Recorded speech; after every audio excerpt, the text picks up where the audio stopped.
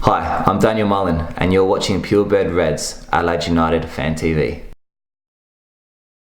Standing here with Josh after the 1-0 win over Melbourne Victory tonight. Mate, you can't say it was the greatest win against the Victory that we've ever had, but sometimes when you're crying out for 3 points, that's all that matters at the end of the day. Would you agree tonight? I would. It wasn't pleasant to watch, especially the second half. It was quite hard to see that last 10 minutes. You know, the ball was obviously in their side for quite some time. I thought we were probably going to draw 1-1, but managed to hold on, and here we go with the 3 points. So I'm quite happy with it, mate. So, yeah. Really happy. The fact that Paul Izzo made a number of critical saves tonight, and then Melbourne Victory obviously spurned a lot of opportunities they had as well. Yeah. Do you have to be sort of half glass full or half glass empty? Because obviously to beat your main rival when you've been on such a poor run, it shows a lot of character. But at the same time, tonight's performance, it could have ended up the result going either way. Is it about being half glass full or half glass empty? To be honest with you, it's a bit of a difficult question, but I mean, look, it was half empty that second half, as I mentioned. But once that second half ended up coming through, I think we'll obviously just put it through for the stoppage time, so it was good. It was all right. Paul Izzo, absolute champion. He's obviously what saved us tonight, so credit to him. Riley McGree had a fantastic game as well. Credit to him as well. But we could do a lot better. But 3 points is a win, so I'm happy with that. How do you see us progressing from this point? Obviously, it's the kind of game that we just needed to win. Still very much in the hunt now to go on and achieve something in this season. What do you think the realistic goal should be? Should we be aiming at top 4? Is it a case of just making it to the end of the season, then reassessing? What's your view? I think surprisingly being in like 7th place at the time, I think, and now we've obviously bumped up. But being in the top 6 is crucial. I can't remember the last time we haven't actually made the top 6. So, it's a bit of a swing and a miss at the moment with the team, and obviously having a few bad results in the last few games. But I mean, tonight was obviously a massive 3 points. So moving forward, hopefully that gives them enough momentum to carry on forward, and we can hopefully make the top 4. That's what I'm hoping anyway. Fingers crossed. Yeah, no, I can't disagree with you. So James Teresi obviously absent today. The word is that he will leave. Assuming he does, how does he balance this midfield out? Is it a case of just Mirko Boland is the clear player to come straight back in for you, or how do you see it? I wouldn't have any idea, to be honest with you, mate. Like James Teresi, he's obviously done some pretty solid games for us, and credit to him for that. But Riley McGree was in the last game, so I think we ended up having him this game, so that obviously made a huge difference. But with Teresi, yeah, it's just a bit of a swing and a miss. So we just sort of carry on, just assess it until the end, don't we? So just keep on going. Yeah. Last question I want to ask. This is our biggest game that we have to offer at Cooper Stadium. Not an ideal crowd today. Do you simply put it down to the lack of results happening, or because beautiful day in Adelaide, it's Melbourne Victory. It's a game everyone traditionally gets up for, but it took till after kick-off for us to start seeing.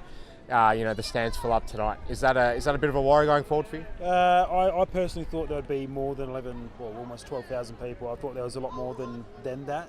Surprising. Usually where we sit, it's quite lively. So I actually thought there was a lot more people. But having the result, I think it might be because of the results that we've been having.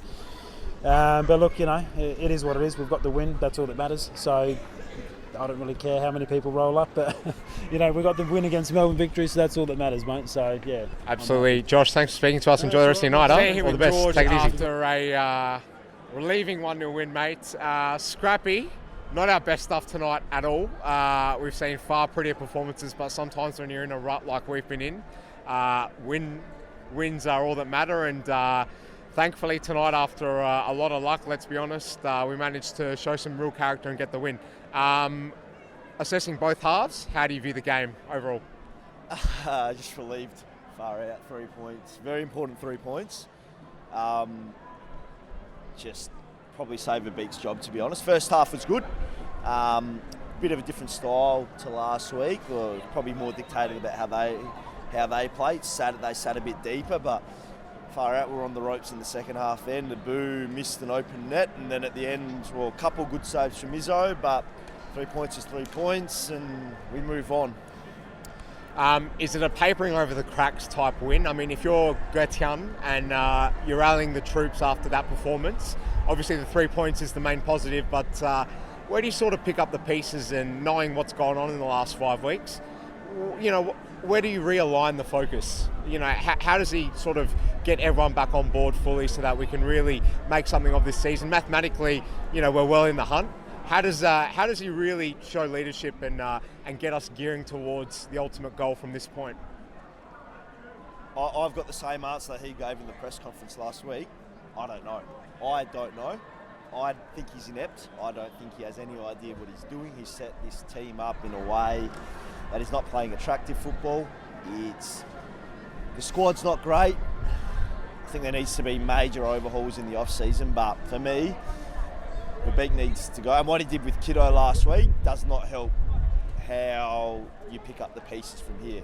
You don't criticise players publicly like that. Keep it broad publicly and then criticise in private. I don't care what they do in private. But in terms of how he interacts, look, that's his call. He got the result tonight, so be it. We'll see how it goes in the next couple of weeks. But I'm not convinced by a long shot. There's a lot of redeeming to do. George Blackwood playing number 10, got about 85 minutes today. Your overall assessment? Yeah, he wasn't great, was he? And I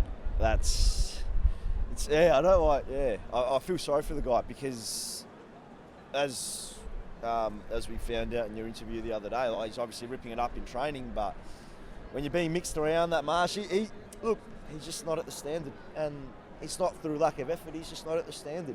Troisi's a better 10. He should be playing that position, but injuries, all right. I would have played Konstantopoulos, but that's Verbeek's call.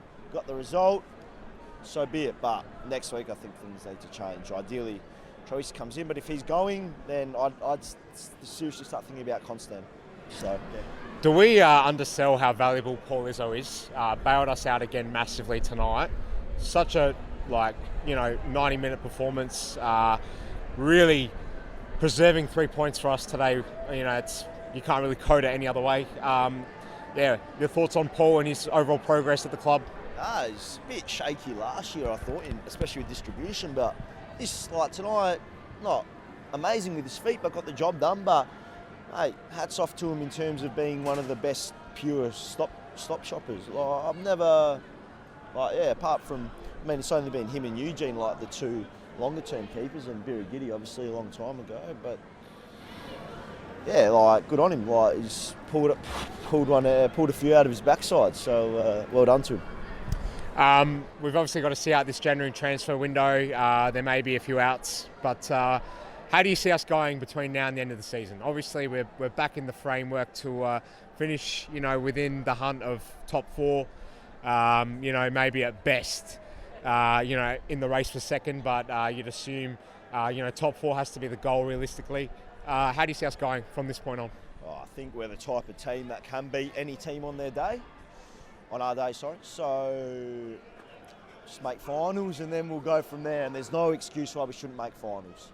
Okay, it's the A-League. You've got to finish top 6 out of 11. So if you're not making finals, you're not doing something right. And look, we'll just week by week, I guess, but it's a long year and I haven't seen enough to convince me. It's kind of been weird. We've gone in peaks and troughs big time. So hopefully this is the start of another peak. But with McGree getting back into, McGree tonight, mate, unbelievable. A few rushes of blood to the head, but mate, what a player. So with him, hopefully Troisi hangs around, and with Boland back in, that's a pretty formidable mid-3. So we'll see how we go. How many of them actually hang around? And we're up to 5th now, so it's good.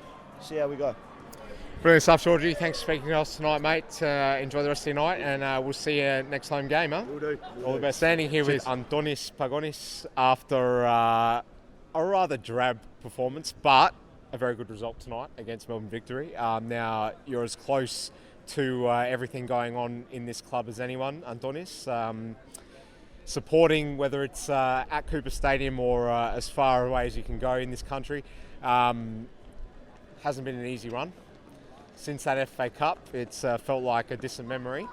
Getting a win tonight, how crucial is it? Oh, it's massive if you want to play finals, 4 losses in a row, you have to grab a win. It doesn't get better when you beat them. What was it like in the Red Army today? They were pumping, and it was good to see him sort of get back to that fever pitch level. really important, obviously, to get a win, but a very absorbing atmosphere as well. It must have been in the Red Army today. Always is against victory, but like you said, it's always good after 4 losses in a row to come back and to have people into it like that. Also helps that it's not 40 bloody degrees, so it's all coming together, and it came with a great win. So it was not one of our best wins against victory. It was a good night, much needed. Mirko Bowen back in the team. How does Gert-Jan control this midfield going forward? Does Mirko come straight back in next week based on tonight? What do you reckon? I wouldn't say he comes straight back in. He was a bit rusty, you could tell, but it's just great to have him back out there. We need the bodies. We don't have the budget of the victories and Sydney, so it's great to have him back out there. Louis keeps his spot for next week, but Louis is 18. He can't keep going for the whole full season, so you need a quality player like Mirko to come back in eventually. But great. If it's not broken, don't fix it. Is Christian Opseth the Norwegian Baba Diawara at this point in time? We've got to ask a few questions. A bit worrying. Played a lot of minutes today, and again, just looked a little bit out of sorts. He's the main investment going forward this season. Doesn't look like we really have the budget restraints to be able to work anything around shipping him out and bringing someone new in, like you've just mentioned the bigger clubs have. What happens there? Oh, he's not the Barber because he's actually gotten on the pitch, but Barber was scoring when he was on the pitch. So I guess you back him in. He hasn't had the run he was expecting, obviously with Toure coming out of nowhere. He's had a couple of injuries as well. I guess you keep persisting with him. Obviously you give Toure the start because he's earned it, but I heard he picked up a knock with Australia, so you just hope he comes good. He looked good against the Central Coast a couple of months ago, but obviously he got injured and then Toure came back, so you just persist and hope he comes good.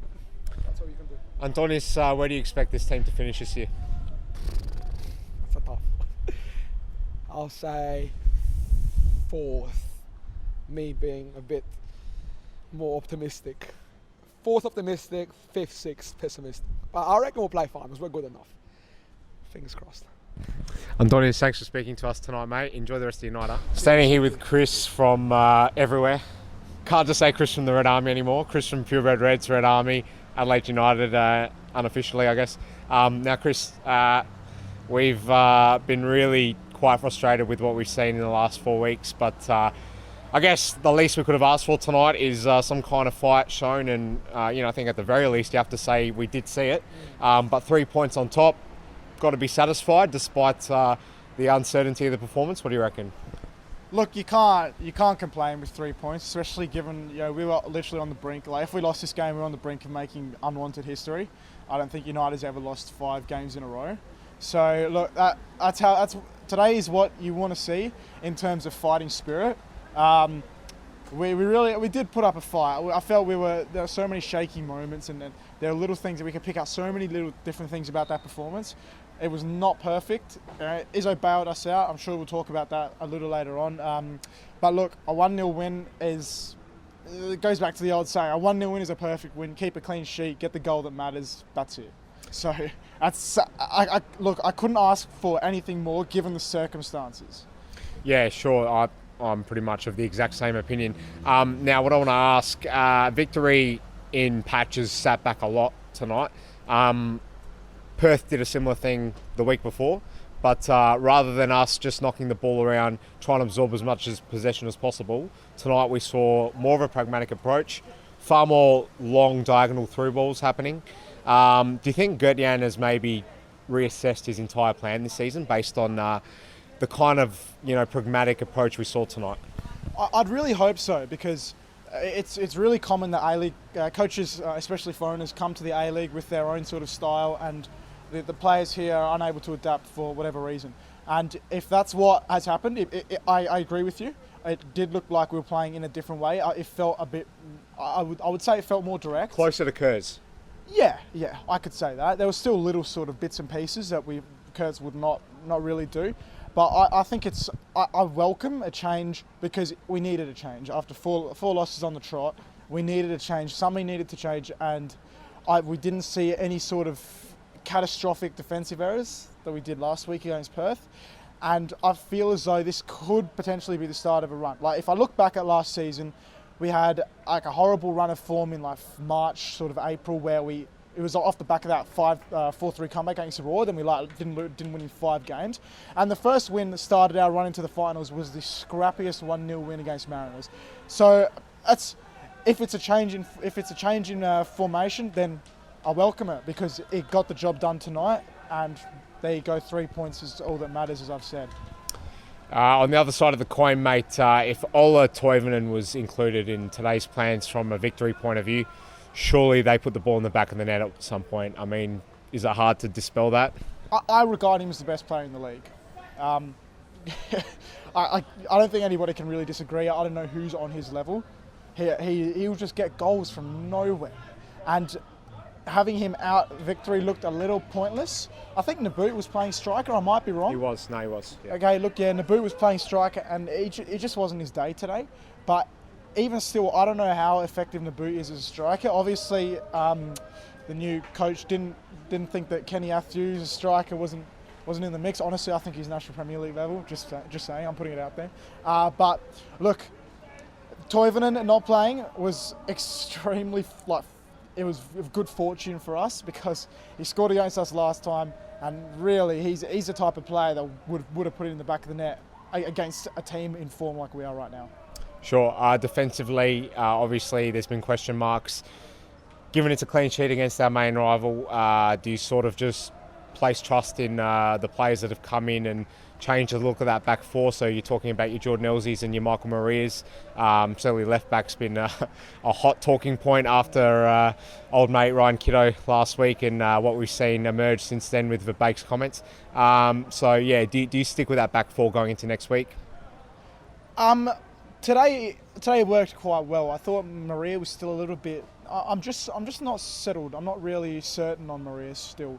It's a little worrying halfway through the season, but for once, or not for once, but this season, this game, I mean to say, Elsey and Jakobsen, especially Elsey, actually looked very solid. So hats off to Jordan Elsey especially. He looked quite good today, and Jakobsen gave us a few sort of heart attack moments with a couple of giveaways and a couple of trying to unorthodox turns in and around. Yeah, unorthodox turns and trying to dribble past attackers. I hate seeing that. And on the right, Ryan Strain did quite well, I'd say. He didn't really set a foot wrong. Yep. Look, we've got the clean sheet. I think that's only like our second or third clean sheet this A-League season. So that's really big. And now we need to make sure that we can build on that. And even if perhaps they had shaky moments, if they just keep playing together, we've got a clean sheet. Now we can hopefully build some momentum and build some solidity at the back that can really move on, and we can stop conceding silly goals.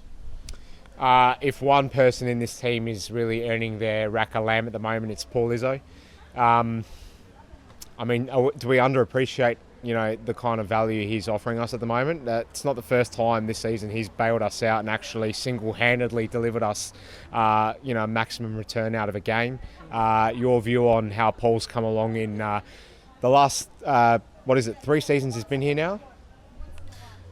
Yeah, today I feel as though it was a real good response from Paul. Obviously, he was an error for one of the goals last week against Perth. And that's exactly what you want to see. It was the response that mattered. I think he had a couple shaky moments on the ball, but there was one where he tried playing it out and got a bit shaky, took a bit too long, and then ended up putting it out into the stands. But other than that, pretty comfortable on the ball. A few little dummies here and there as well, but it's really about the reaction and the saves today. What do you reckon? Yeah, I don't think anybody can really dispute that Izzo's one of the best shot stoppers in the league. Athletic, he just has a really great eye for picking these shots out of the air, to say it like that. And he made some crucial saves today. And I feel as though this season he's finally sort of shoring himself up perhaps a little more. Guidance under Eugene Galakovic, who is I regard as our greatest ever player. Look, he needs to keep building because he's still young. Young as in sort of early to mid-20s, and he's got so much more to give. But building on last season, I think he's been quite good this season, apart from a couple of mistakes. Look, every goalkeeper makes mistakes, but I feel as though Izzo this season has really sort of started to take that out of his game, and I felt as though a couple times last season. He spilt them. He would go for a catch and he spilt it. This time, he's been keeping him more times than not. Yeah. And I just start to feel a little more safer with him in goals. I feel as though I'd give him the edge over somebody else like Margush or Isaac Richards at the moment. Obviously, because he's got the experience behind him. But now he's, even if he makes a mistake, compared to say a couple of seasons ago, where he'd make a mistake and people would say start Margush, start John Hall, whoever was in back then. Now, if he makes a mistake, I trust him to make up for it the next game, and it won't happen again. And he really shore himself up, and that's what he's done today. Last one, mate. Would you bite someone's hand off for a third or fourth place finish at the moment, or do you still see us having some kind of window of opportunity to maybe make a challenge to finish second? We're still a way off second, but definitely now back in the mix to finish in those third or fourth places, which wouldn't really signify any better return from where we finished last season. But given we've lost 5 out of 6, 4 in a row, at this point, do you kind of have to reevaluate your expectations of where this team should finish and just assume, finishing in that third or fourth place finish in the finals places is the best we can hope to achieve? Yeah, I obviously your goals will change based on the way the season's going. If we look back at the last time we beat Melbourne Victory, we just we killed them 3-1. We should have scored more goals if we're going back to that time, and then we came out of that game thinking this team could be or should be chasing Sydney if we keep up this form. We didn't. We lost a few games, and now we need to be starting to look at saying, okay, yeah, if we can aim for top 4, that'd be a good return from the way the season's gone. Me personally, I think that we are not a top 2 team with the players that we had on the field today. Even in complete form, maybe not top 2. We need our players back. We need Troisi back if he stays. I'm still sort of hopeful that he'll stay in the team. Toure needs to come in. I think Opseth took a little bit off the track. I don't know if it's a fitness thing. He had some good moments, but it is what it is. But yeah, going back to your original point, I think that we need to look at this season. We think, okay, what is the maximum realistic goal that we can get out of it? And I personally think that top 4 is like almost the dream, but making finals we have to make finals. Yep. And we've just defeated Melbourne Victory, who are like 7th, and they're hanging around that sort of 6th place spot. So if we keep winning the games that we should be winning, then top 6 is a must. But yeah, I think it's a weird case with this team, right? Just form-wise and whatnot. I think we should be making top 4, or we should, but top 6 has to happen.